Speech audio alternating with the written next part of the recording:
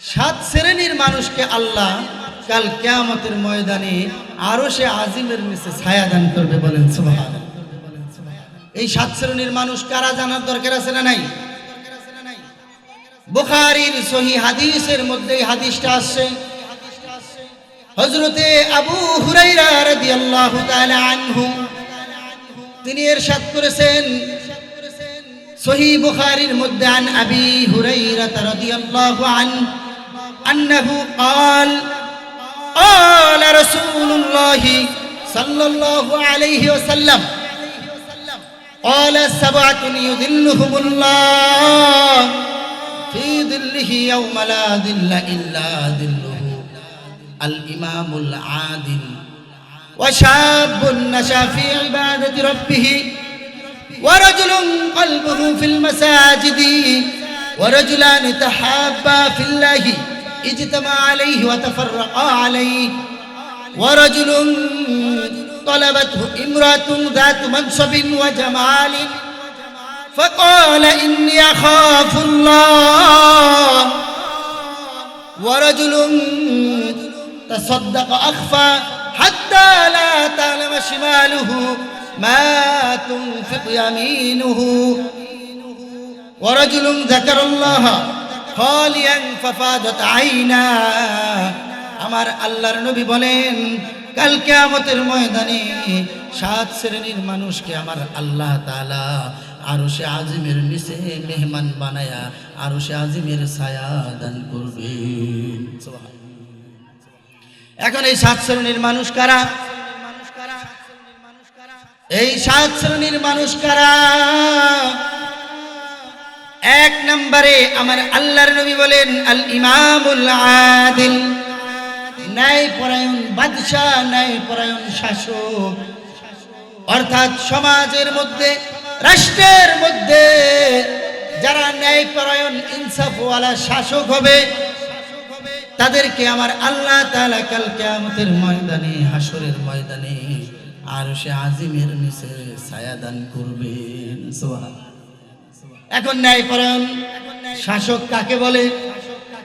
ন্যায়পরায়ণ শাসক যদি কেউ চিনতে চাও, স্পষ্টভাবে আমাদের আল্লাহর নবী থেকে শুরু করে খোলাফায়ে রাশেদা এবং পরবর্তী যারা আছে এদের জীবনীগুলো যদি তোমরা তাকাও, দেখবা হযরত ওমর কেমনে শাসন করছে, হযরত ওসমান, হযরত আলী, হযরতে আবু বকর সিদ্দিক রাদিয়াল্লাহু তাআলা আনহুম আজমাইন, তারা কিভাবে শাসন করছে, কিভাবে রাষ্ট্র পরিচালনা করছে।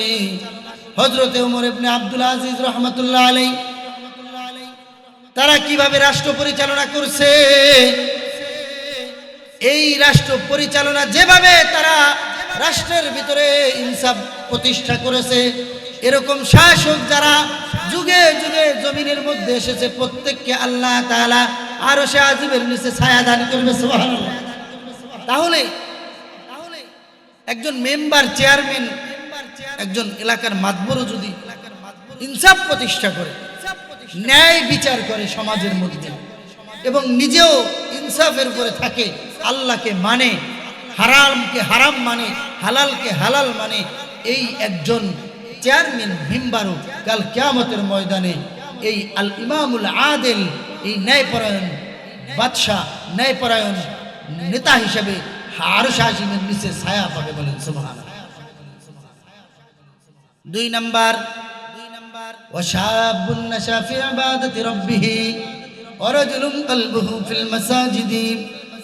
দুই নম্বরে আমার আল্লাহর নবী সাল্লাল্লাহু আলাইহি ওয়াসাল্লাম বলেন, যেই সমস্ত যুবক যুবতী যৌবন বয়সে আল্লাহর ইবাদত বندگی করে, আমার আল্লাহ তাআলা ওই যুবক যুবতীকে আরশে আজিমের নিচে ছায়া দান করবে। তার মানে যৌবন বয়সটা আল্লাহ তাআলার কাছে বড় দামি। সুবহানাল্লাহ। যৌবন বয়স শুধু আল্লাহর কাছে দামি না, যৌবন বয়স সমাজের মানুষের কাছেও বড় দামি।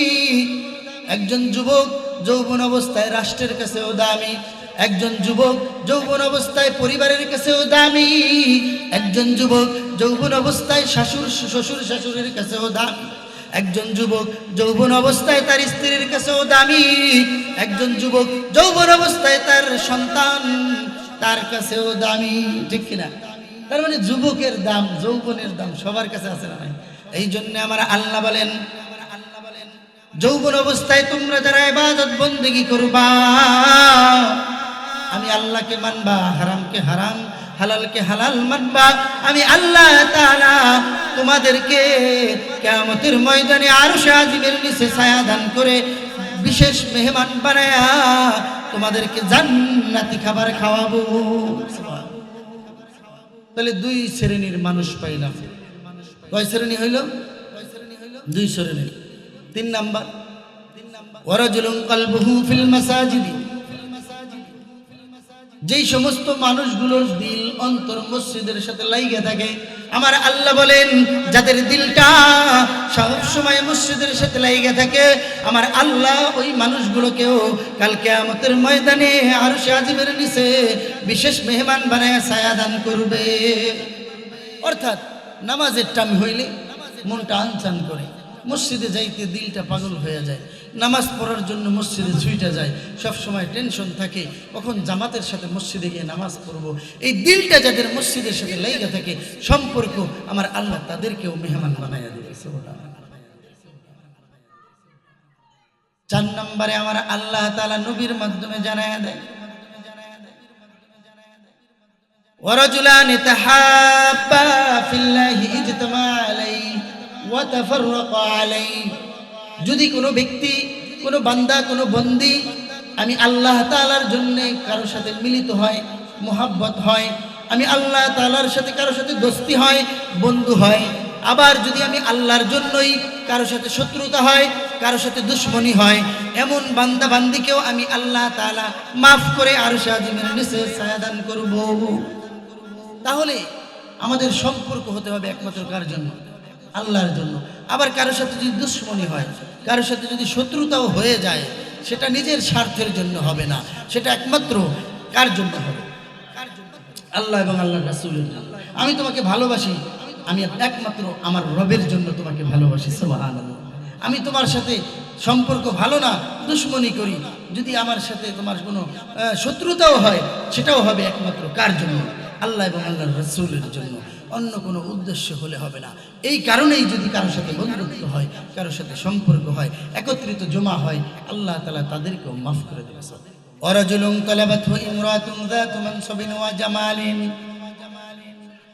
যদি কোনো যুবক কোনো সুন্দরী রমণী নারীর প্রস্তাব পায়, খারাপ প্রস্তাব, আর সেই যুবক যদি বলে ফাকালা ইন্নী আখাফুল্লাহ, আমি আমার রব আল্লাহকে ভয় পাই, আমি তোমার সাথে অপকর্ম করতে রাজি না, আমি তোমার সাথে জিনা করতে, পরকিয়া করতে রাজি না, কারণ আমি আল্লাহকে ভয় পাই, আমি আল্লাহ তাআলাকে বিশ্বাস করি। সুতরাং এমন যুবক যারা আছে, সুন্দরী রমণী নারীর প্রস্তাব পাওয়ার পরেও খারাপ কাজ করলো না, অন্যায় থেকে ফিরে আসলো, ফাকালা ইন্নী আখাফুল্লাহ, কার ভয়ে? আল্লাহর ভয়ে। আমার আল্লাহ বলেন এই যুবকদের ছায়া দান করব। তাহলে এই যুবকদেরকেও আল্লাহ তাআলা মাফ করে দিয়ে আরশে আজিমের নিচে কি দান করবে? ছায়া দান করবে। তাহলে কয়জন গেল? পাঁচজন গেল। সাতজন, সাত শ্রেণীর মানুষকে আল্লাহ আরশে আজিমের নিচে কি করবে? ছায়া দান করবে। তাহলে আমরা কয়জন পাইলাম? পাঁচজন পাইলাম। 6 নম্বরে আল্লাহর নবী বলেন ওয়ারাজুলুন তাসাদ্দাকা হাত্তা লা তা'লামা শিমালুহু মা তুনফিকু ইয়ামিনুহু, এমন বান্দা বান্দি আছে জমিনের মধ্যে যারা ডান হাত দিয়ে দান করে, সদকা করে, মানুষকে দেয়, কিন্তু বাম হাত বুঝে না। এমন 7 শ্রেণীর মানুষের মধ্যে এই 6 নম্বরে হলো এই বান্দা বান্দিরা যারা ডান হাত দিয়ে দান করে কিন্তু বাম হাত জানে না। আমার আল্লাহ বলেন তাদেরকেও আমি আরশে আজিমের নিচে ছায়া দান করব।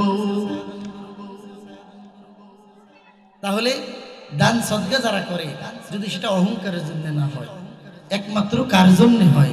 আল্লাহর জন্য হয়, এমন ভাবে যদি কেউ দান করে, আমার আল্লাহ বলেন আমি তাদেরকে আরশে আজিমের নিচে ছায়া দান করেছি। কয়টা গেল? 7 নাম্বার বলে শেষ। 7 নম্বরে আমার আল্লাহ পাক রব্বুল আলামিন নবীর মাধ্যমে জানায়া দেয় 7 শ্রেণীর যেই লোকগুলো, এর ভিতরে 7 নম্বরে যারা আরশে আজিমের নিচে হাসরের ময়দানে ছায়া পাবে। আল্লাহর নবী বলেন ওয়া রাজুলু যাকারাল্লাহ খালিয়ান ফাফাদাত আইনা। এই 7 শ্রেণীর মধ্যে সর্বশেষ যারা, তারা হলো যারা শেষ রাত্রে গভীর রজনীতে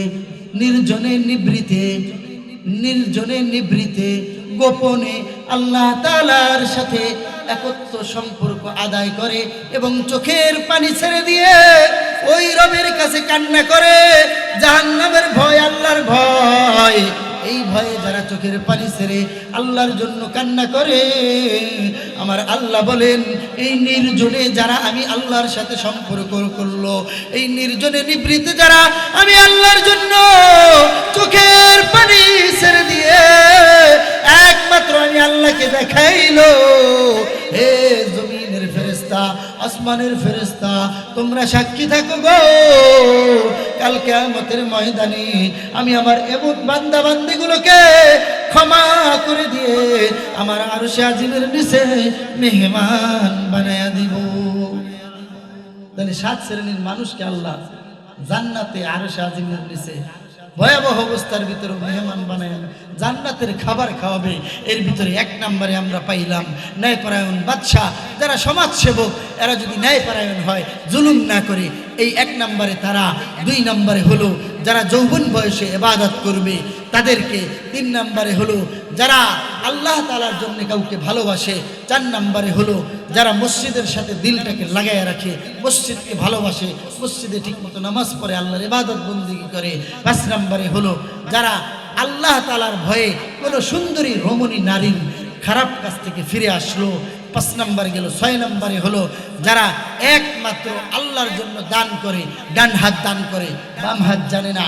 7 নম্বরে হলো যেই মানুষগুলো একমাত্র আল্লাহর ইবাদত বন্দেগী করে, নির্জনে নিবৃতে আল্লাহকে চোখের পানি ছেড়ে দিয়ে রবের দিদার লাভ করে, সম্পর্ক স্থাপন করে, তওবা করে, আল্লাহর কাছে ক্ষমা চায়, এই 7 শ্রেণীর মানুষকে আল্লাহ কিয়ামতের ময়দানে মাফ করবে। এই কথাটাই নবী বলছে, ক্বালা সাবআতুন ইউযিল্লুহুমুল্লাহু ফি যিল্লিহি ইয়াওমা লা যিল্লুহু। অর্থাৎ 7 শ্রেণীর, এই 7 শ্রেণীর মানুষকে আল্লাহ মাফ করে কিয়ামতের ময়দানে আরশে আজিমের নিচে ছায়া দান করবে। বলেন সুবহানাল্লাহ।